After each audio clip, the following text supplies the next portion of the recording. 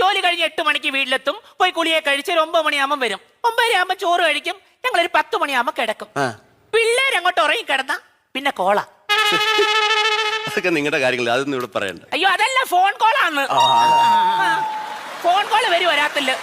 രാത്രി phone call വന്ന് ഭയങ്കര സംസാരം അവിടെ രാത്രി. അല്ലല്ല, ഞാൻ പറയട്ടെ, എപ്പോ നോക്കിയാലും അടക്കി പിടിച്ചുള്ള സംസാരം.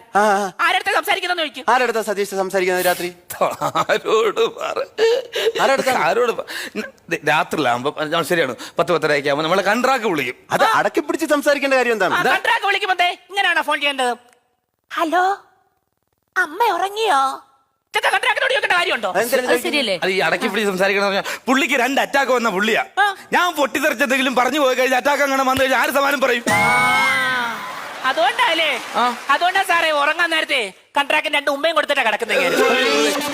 കൺട്രാക്ടിന് ഉമ്മ കൊടുക്കേണ്ട കാര്യം എന്താണ്?